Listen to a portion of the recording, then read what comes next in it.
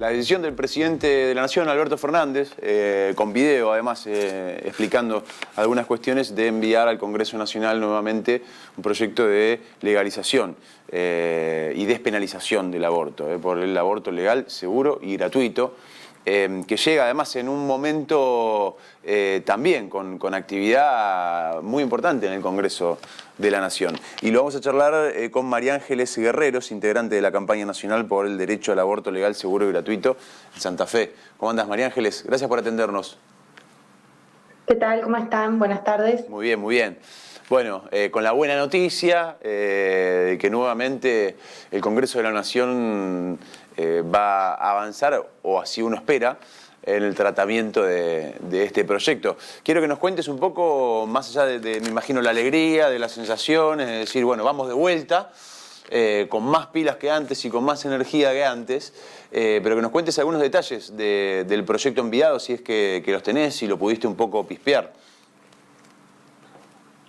Sí, bueno, desde la campaña nacional por el derecho al aborto legal, seguro y gratuito, cumplimos este año 15 años movilizadas por el aborto legal. Como decís, bueno, esta es una nueva etapa. Creemos que estamos más cerca del debate por la legalización del aborto voluntario, pero de alguna manera en ningún momento paramos, ni siquiera este año. Tuvimos una actitud muy responsable en el sentido de no convocar a movilizaciones, bueno, por el contexto del COVID, Claro. no convocar movilizaciones con la masividad que hubieran podido tener, pero sí estar todo el año alertas. Nosotras este año estuvimos a través de las redes articulando con compañeras de todo el país. Incluso hicimos, por ejemplo, una investigación sobre el acceso a las interrupciones que ya son legales del embarazo. Demandamos al Estado el tratamiento de esta ley. Nosotras tenemos un proyecto presentado en el Congreso desde el año pasado que todavía tiene estado parlamentario, y en los últimos días nos habíamos reunido con Sergio Massa, el presidente de la Cámara de Diputados, y en esa oportunidad Massa nos dijo que el mejor contexto para que se trate el tema de la legalización del aborto en Argentina iba a ser cuando el presidente Fernández envíe su proyecto de ley. Esta reunión fue el 5 de noviembre y bueno, ayer recibimos la noticia de que, bueno, finalmente el presidente Fernández estaba enviando su proyecto. Con respecto a esto de los proyectos, hay dos proyectos. Uno es el nuestro, es el de la campaña, es el de la militancia, y otro es este proyecto que presentó el presidente ayer, que quiero decir que es la primera vez que un ejecutivo presenta un proyecto de estas características, lo cual no es menor, porque habla de otro nivel de compromiso con el tema, y creo que eso siempre ayuda para que las leyes salgan. Pero bueno, no dejar de mencionar que también está nuestro proyecto y que también estuvo nuestra presión durante todo el año, durante 15 años. Claro, totalmente. En relación al contenido específicamente, a grandes rasgos son proyectos bastante similares, son proyectos que establecen la legalización del aborto voluntario hasta la semana 14 de gestación, y luego de ese plazo se siguen corriendo las causales de despenalización que ya están previstas en el Código Penal actualmente. En cuanto a las diferencias que encontramos, bueno, por un lado, que el proyecto del gobierno sí penaliza a quienes realicen un aborto por fuera de la semana 14, y cuando no se encuentran consideradas las causales anteriormente mencionadas, cosa que nuestro proyecto no lo tenía. No pensábamos en una penalización para quien aborte fuera del plazo. Cuando hablo de penalización hablo de la posibilidad de cumplir una condena, digamos, a eso me refiero un poco con penalización.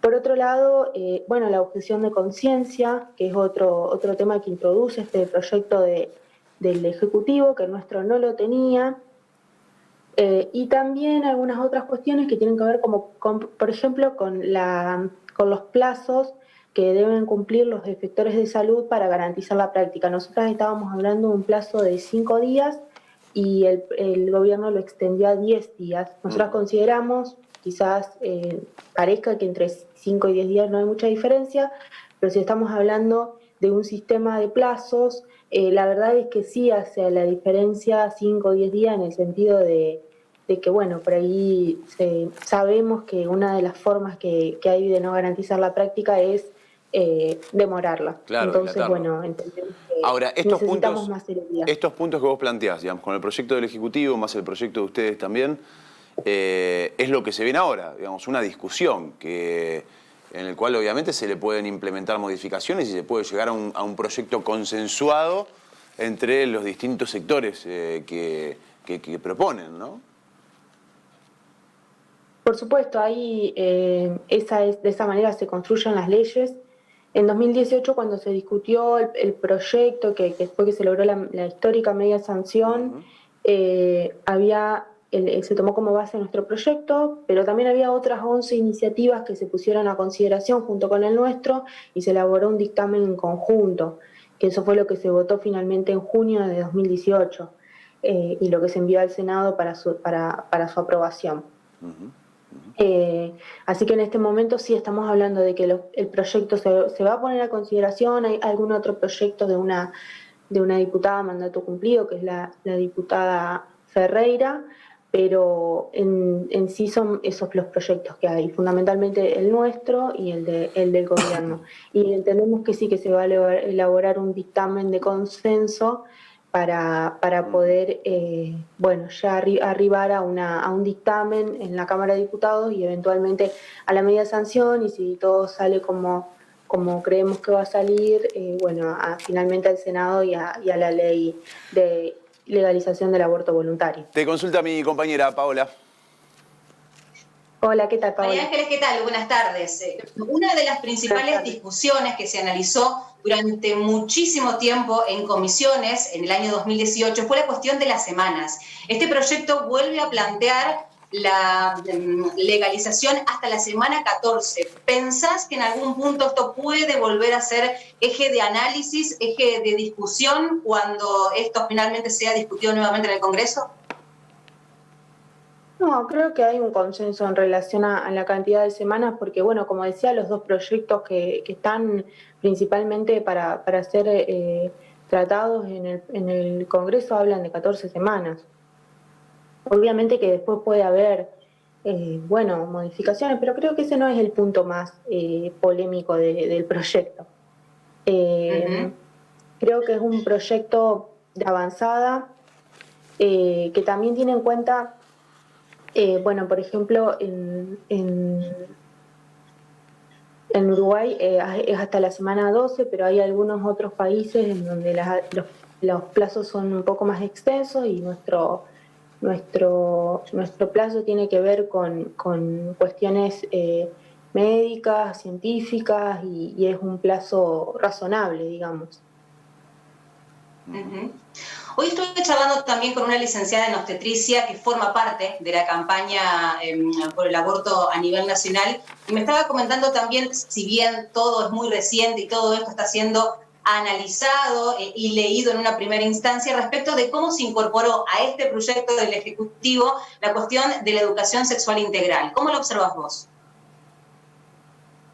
Bueno, ese es otro de los puntos que hay que está diferente, digamos, planteado. Si bien en el proyecto de Fernández hay un artículo específico sobre educación sexual integral, desde la campaña reivindicamos que el aborto tiene que ser un contenido de la educación sexual integral, no entendiéndolo como una cuestión meramente no entendiendo la ESI como una cuestión de prevención, porque muchas veces como que pensamos que la ESI tiene la función de enseñar los métodos anticonceptivos y a cuidarnos, y en realidad la ESI es mucho más amplia y tiene que ver con enseñar todo el marco de derechos que asisten a las personas en todos los niveles educativos y obviamente adaptado al momento pedagógico que está atravesando la persona.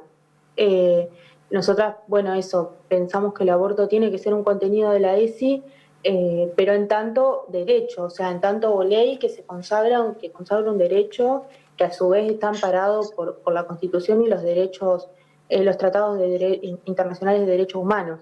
Va por ahí el planteo. Respecto de uno de los puntos centrales también, sí. No, que si bien destacamos que el gobierno lo menciona la ESI específicamente, pese a que hay una ley nacional, que es la 26150, bueno, nada, nos parece importante dejar bien en claro cómo entra a jugar la ESI en relación a esta ley. Sin duda que sí. Estabas hablando al principio de la entrevista de la objeción de conciencia. ¿Nos podés comentar en pocas palabras respecto de cómo estaba legislado en el proyecto que presentó la campaña y cómo está legislado en el proyecto que presentó ayer Alberto Fernández? Bueno, nosotras no admitimos la objeción de conciencia porque entendemos que la objeción de conciencia es un... Quiero ser clara en esto. Nosotras cuando presentamos nuestro proyecto es un planteo político, nosotras no podíamos incorporar por una cuestión de ideológica y de cómo concebimos a la objeción de conciencia en la letra de nuestro proyecto. Porque entendemos, como decía al principio, que la objeción de conciencia es utilizada para negar un derecho, para negar la práctica, para esconder información a las mujeres, para no derivar, y muy pocas veces tiene que ver con una razón de creencia, porque sabemos que hay muchos médicos y médicas que objetan en el público, pero sí garantizan, entre comillas, en la clínica privada. Entonces, nosotras no sabemos que hay una gran hipocresía en relación a esto de la objeción de conciencia, y nosotras sabemos también que el tema del aborto es sensible y no negamos que haya personas que sí puedan ver afectadas sus creencias por esta situación, pero en ningún momento la objeción de conciencia puede ser una excusa para para que no se garantice, claro. Además, para que no se garantice. Para no derivar, claro, tal cual. Entonces, por eso nosotras no lo habíamos incluido. De todas formas, la campaña es democrática y siempre estuvimos abiertas al diálogo, a la escucha, y no... bueno, entendemos que eso también tiene que ver con la letra que vayan construyendo las diputadas y diputados en el Congreso. Claro. En relación a cómo lo incorporan el gobierno en su proyecto, sí me parece importante destacar esto, que el que objete en el público va a tener que objetar también en el privado. Y me parece que eso sí es, esto quizá lo digo a título personal, pero sí me parece importante en el sentido de decir también por qué sí soy objetor de conciencia, por qué sí tengo una conciencia para el hospital público y tengo otra conciencia para el sanatorio, para la clínica. Entonces, bueno, nada, eso me parece destacable, y bueno, me parece que en realidad la letra final y el consenso se va a construir en el Congreso. Desde la campaña estamos abiertas, como siempre lo hemos estado, al diálogo y a hacer nuestros aportes y a brindar nuestras razones jurídicas de por qué entendemos y construimos el proyecto de esa forma. Pero bueno, también entendemos que hay otras actoras y actores, como es el Ejecutivo, que ya cumplió su promesa entregando el proyecto, y como son también las y los legisladores, que son quienes tienen que hacer la ley. Héctor. Sí, no, pensaba que la objeción, lo tenía agendado el tema de objeción de conciencia, para mí no es para nada un tema menor, va a haber que resolverlo una vez que tengamos ley de interrupción voluntaria del embarazo. Sin ir más lejos, Santa Fe tuvo durante muchos años en el servicio de ginecología y obstetricia a todo el personal, inclusive el jefe, inscriptos en el registro de objetores de conciencia. Era un problemón en el hospital Iturraspe, vos recordarás, Juani, era un problemón. Sí, claro. Cualquier chica ahí con un problema mínimo, o con el interés, o con la denuncia con un aborto mal realizado, o con una denuncia de violación, ahí era un paredón, digamos. No encontraba respuestas, porque todos eran objetores de conciencia en el mismo lugar. El enorme problema que eso va de bruces con lo que decía la ley, que era que un efector público lo tenía que garantizar. Ahí lo que quien estaba cumpliendo, más allá de los objetores en sí, era el Estado, digamos, que no estaba garantizando. En el mismo lugar donde en el 2006 se le negó el aborto a Ana María Acevedo, que terminó con su muerte. Digo, no es un tema menor la objeción de conciencia, va a ser un óbice grande, muy grande, porque la resistencia es muy grande. Pero quería preguntarle a María Ángeles sobre la práctica médica. Obviamente la interrupción supone una práctica médica. No siempre. ¿Por qué no siempre? Porque la mayoría que se realiza en el primer trimestre se realiza a partir de la ingesta, por ejemplo, de pastillas. Sí, o el misoprostol. ¿Pero eso es consultado con un médico o por la tuya? Sí, claro. ¿No? Sí, claro, por supuesto. Siempre con la consulta con un médico. Sí, claro. Sí, por supuesto. Realidad, de hecho, es lo que avala la Organización Mundial de la Salud para la interrupción voluntaria en el embarazo en el primer trimestre. Y el médico debe tener